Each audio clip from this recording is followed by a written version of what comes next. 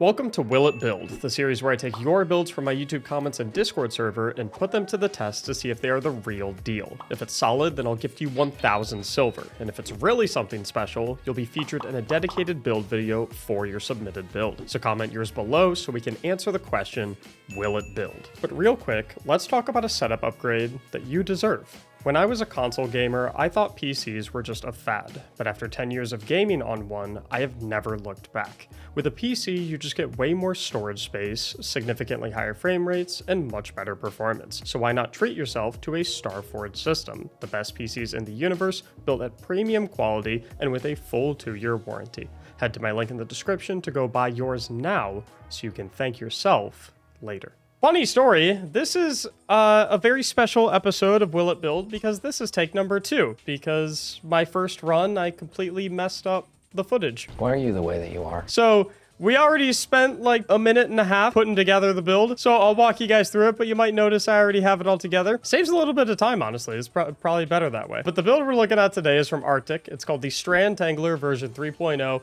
Threadlings edition. Arctic said that they didn't think suspension is too good to invest in, so they leaned more into the add clear potential. The loop is to use the threadlings to mark a target and get the 25% buff from Foe Tracer. You can then kill the target for a free tangle that is guaranteed to give double armor charges with stacks on stacks, giving a damage buff that's extended with time dilation. Not 100% sure how you're getting a damage buff that's extended with time dilation by throwing a tangle at enemies and getting the armor charges, because according to their setup, we don't have any mods that give any damage buffs. We just have elemental charge and stacks on stacks, but we'll figure out what happens. I'm sure there's some mysteries here. In terms of the subclass setup, we of course have Gambler's Dodge, Threadling Grenade, Widow's Silk, Whirling Maelstrom, and the Threads of Fury, which grant us melee energy when we deal damage with the tangle, Thread of Isolation, which gives a Severing Blast when we land rapid precision hits against targets, Generation for grenade energy when we do damage, and Propagation for unraveling rounds when we get powered melee final blows to our strand weapons. And of course, of weaponry, they've recommended for us the Quicksilver Storm, so obviously we're going to be playing into that a little bit. Fantastic weapon, very solid. Without further ado, let's give it a test. Let's see what's happening. Let's see what's going on. Let's see if it'll build. One thing I am curious about is I'm not super familiar with Foe Tracer. So I understand it just received a buff where basically if you damage a powerful combatant, which in the context of Destiny is an orange bar enemy, a champion, or a boss, if you damage them with an ability, you get a temporary bonus to weapon damage matching your subclass type. So in our case, if we damage a powerful combatant with a strand ability, we get bonus damage to our strand weapon, which is, of course, our Quicksilver Storm. And I'm 99% sure that it's equivalent to a Surge X4 bonus, which is 25%, which is pretty cool. What I'm trying to figure out is what is going on with these time dilations, with the claim that throwing a tangle at an enemy will get us additional time on our damage buff. I'm trying to figure out what's going on there. Okay, so if we throw a Threadling Grenade and mark him, strand weapon boost times 5. Why is it times 5? Kill that guy. And then that makes a tangle. What's going on here? Hook those guys. All right. Oh, you know what? Now that I'm thinking about it, isn't Monochromatic Maestro a seasonal mod? Could that be playing into this right now? I should probably take that off so we can understand everything about this build and how it'll work for eternity and not just within this season, because the season ends in like 12 days.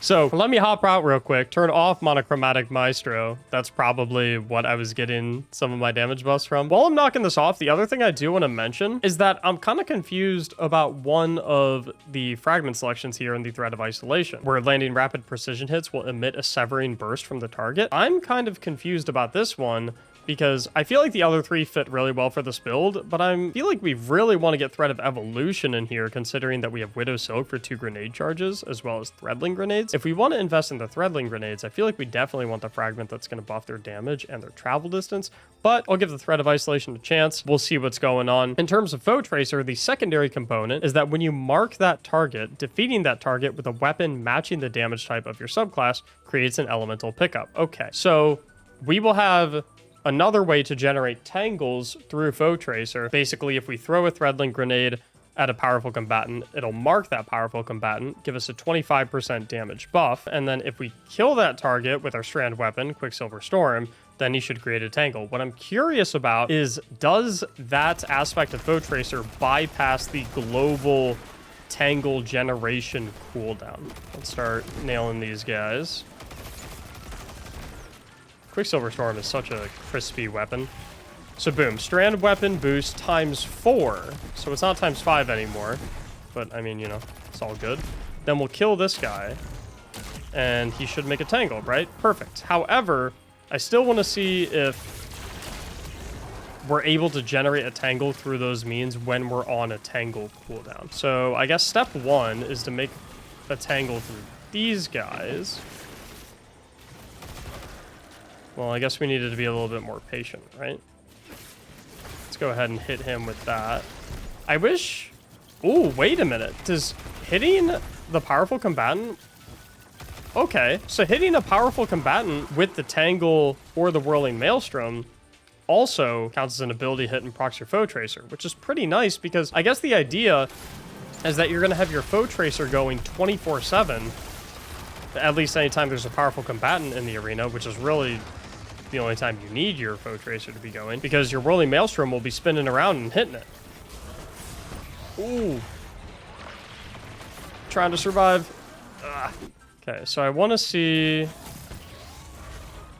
So we'll make a tangle right there. Okay, so no, Foe Tracer does not override the tangle creation global cooldown, which kind of sucks. I was kind of hoping that because it was an exotic helmet, it would, and we could maybe have ways to get additional tangles, but I suppose not. So I'm going to chuck the tangle at the unstop so I get my strand damage bonus. And for some reason, we're not getting the damage bonus. I think I was wrong before when I thought that hitting a tanky target with the tangles gave you the boost. Let me double check. Let me throw it at this guy. So, nope. Okay, so I was wrong before. Threadling Grenade seems to be your only way to get the weapon boost. This isn't the worst thing in the world, I suppose, because you do have 2 of the Threadling Grenades. You also have your Rope Dart as well. Your Rope Dart is another way to get your damage buff. And of course, you have Gambler's Dodge, so you basically have 2 Rope Darts on hand at any given time.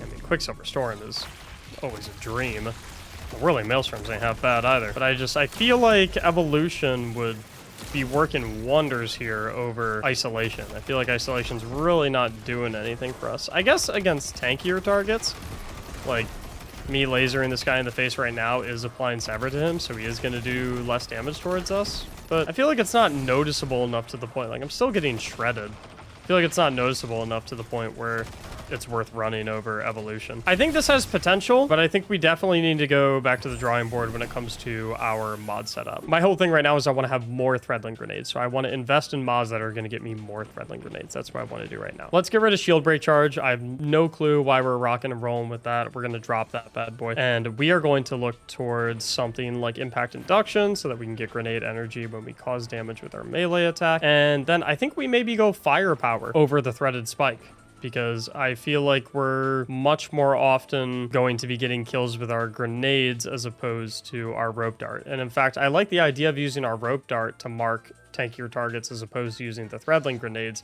for the perks of buffing our Foe Tracer. I just like the idea of using the Threadling Grenades for, you know, the ad clear aspect, killing enemies, and for high damage on tankier targets. So this is kind of where I want to go with the gloves right now. We'll look to get some Discipline mods so we can boost up that Discipline stat. Maybe Grenade Kickstart, actually, instead of Firepower. That way we can still lean into the Armor Charge Power Fantasy. So because I'm not too worried about getting orbs from Firepower, and I feel like that puts too much pressure on us to only use Threadling Grenades on smaller targets. I'm cool with keeping the double elemental charge and the stacks on stacks, because that's going to give us basically full armor charges anytime we hit something with a tangle. Here, I have no idea what's going on with the time dilation, so we're going to drop that. I like keeping the powerful attraction so we can scavenge orbs, get even more armor charge, but I'm thinking here we definitely want to take Reaper. It's just too good of a mod not to take. I love keeping the Bomber here because obviously, like I said, really want to lean into Threadling usage. And here I feel like is a much better setup for what we're aiming to do with this build with the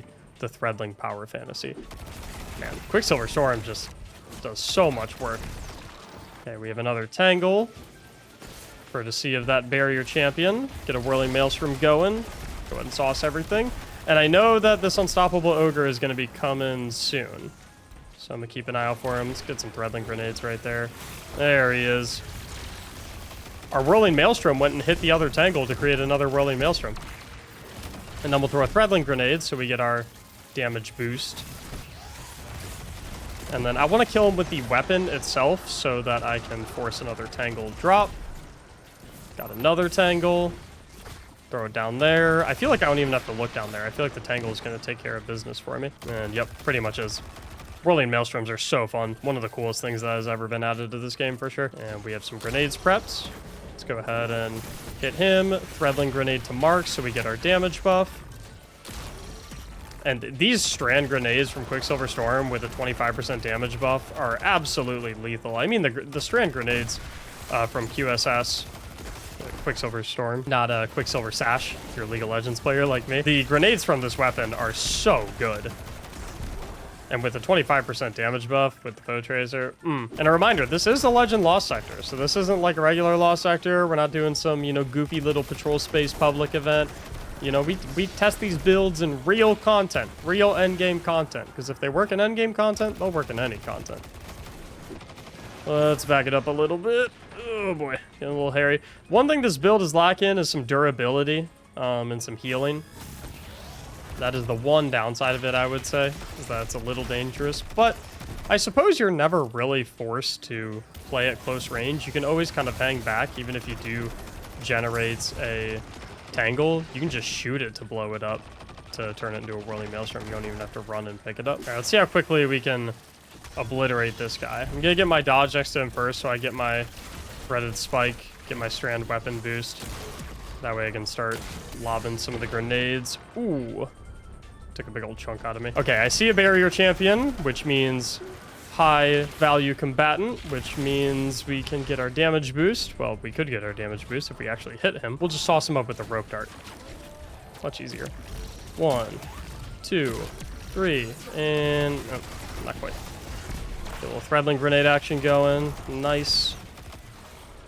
Throwing our set of threadlings. I think I shouldn't have thrown that threadling grenade right there. Something I'm learning about this build is you definitely want to space out your abilities. I think there's never any reason to use abilities within any less than 10 seconds of each other. Because remember, if you hit something with your ability, you get 10 seconds of the strand weapon boost.